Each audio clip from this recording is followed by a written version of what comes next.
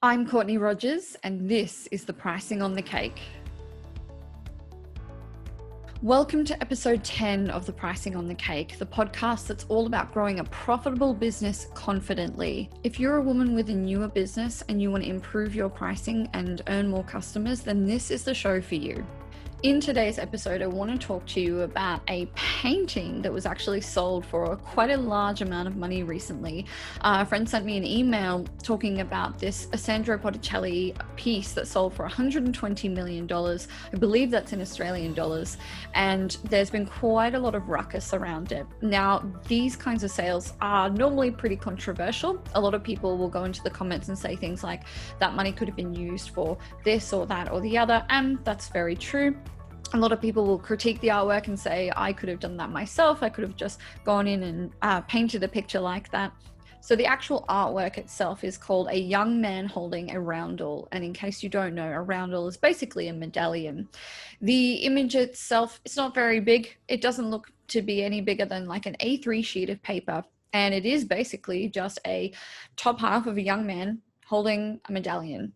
It's not very fancy. Do I think it looks nice? I'm a bit indifferent on this one, although I am a fan of a lot of art. My friend sent me this email with a link to the news article, which I'll also share in the show notes for this episode and in a blog that I'm going to be writing about this. You might look at the fact that this piece of art sold for $120 million and wonder, why on earth would it fetch so much money? Surely, an image on the wall is not worth that much money. That money could be used for so many other uses, could be used for so much good in the world. Why do people pay that much for something? Today, rather than debating the ethics of whether this pricing is fair or not and whether that money could have been used elsewhere, it's certainly obvious that it could have been. What I want to talk to you about is why this happened and how you can also apply the same sort of principles in your own business to create really great prices that reflect the value that you provide for your customers. Basically, there are 5 key reasons why this painting sold for as much as it did. The first reason is expertise. As I said before, there were people in the comment section saying that they could go out and do the painting themselves. And yes, anyone could go out, buy the materials, buy the paint, and try to paint the painting themselves.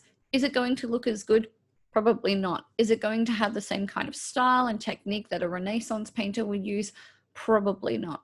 Just in the same way that you would pay, $500 to go and spend an hour to see a cardiac surgeon, the reason that you're paying $500 isn't because it's an hour of her time.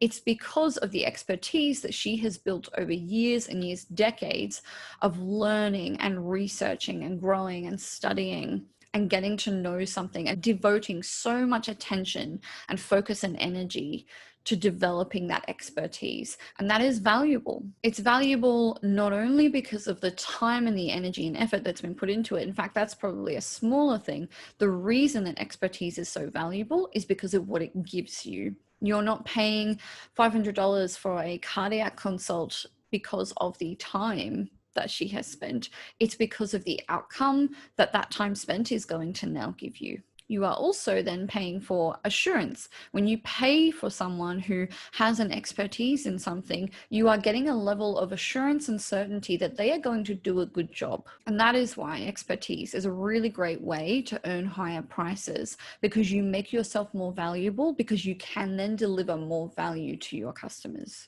The second reason that this painting fetched such a large amount of money is because of skill. Now, just like with expertise, it's something that requires a great deal of energy and attention and focus over a period of time. You also then need to actually apply the expertise. You need to hone a certain skill. That also takes practice and energy and time. It takes a lot of interactions, it takes a lot of reviewing things and going over things and getting feedback and failing and learning over and over again. And that is something that is extremely valuable as well. Now, yes, some skills do build up over time, and any old person could go out and learn how to do painting in that, but some skills do tend to die in certain generations. The way that they painted and made their art back in the 15th century, I think this painting was made, is totally different to how we do it today. Okay, the sorts of skills and the materials, the way that they learned, everything was so different back then to how it is now. I really don't think that we would be able to recreate it perfectly, exactly the same way that they would have done it back then, because it was such a different time. That in itself makes the skill that it took to create this painting super rare, super valuable. The third reason this painting called for such a high price is the fact that it is finite. There is only one of this painting in existence. There will only ever be one of this painting in existence. Now, I'm a fairly positive person myself, but the other thing is that this artist is probably not ever going to paint that painting or any other painting again, given that he lived many, many centuries ago. The fact that the person who created this artwork is no longer around, can no longer create these pieces, makes this piece particularly valuable, because the amount of pieces that are existence from this artist are now limited because that artist cannot produce anymore. And so the amount of products that this artist has made now has a limit on it. When you put a limit on something, you put a higher value on it. That is why diamonds are more expensive than copper. Now, the fourth reason that this artwork was so valuable is value by existence and longevity. The longer something is around, the less likely it is to keep on surviving. This is why we put quite a lot of value on things like the pyramids or other ancient structures, things like really, really old trees, and yes, even artwork.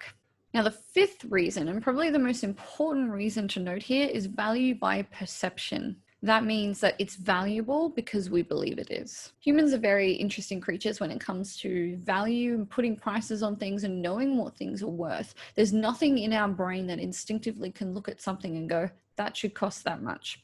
If you poured out a glass of wine and got 10 people to try it, and then you ask those 10 people how much they thought that wine was, you will get 10 different responses back. Instead, we perceive the value on things based on certain signals, based on certain facts and symbols and the like. Things like the things that we've already talked about in terms of expertise, skill, things being finite, things being scarce. The first 4 items I mentioned on this list are ways that our brain decides to attribute value to something.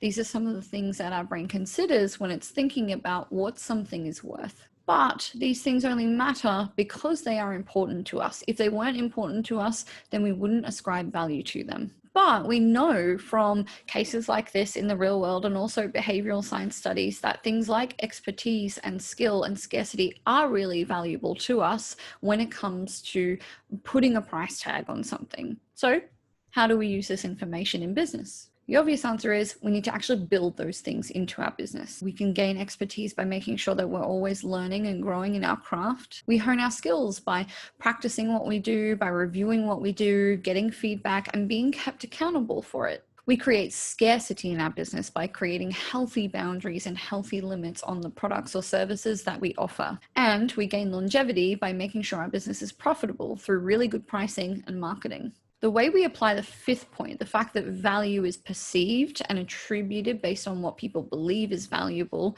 comes down to understanding how your customers think. What do your customers value? Do you know what's most important to them? Do you know what outcomes and benefits and results are driving them to buy from you?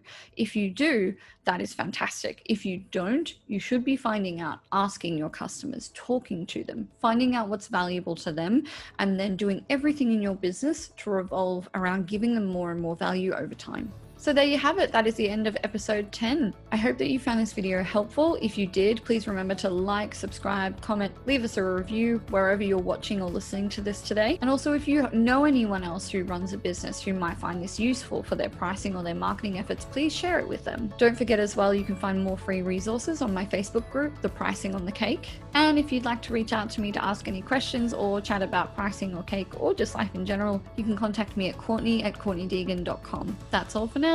Have a great day. Bye.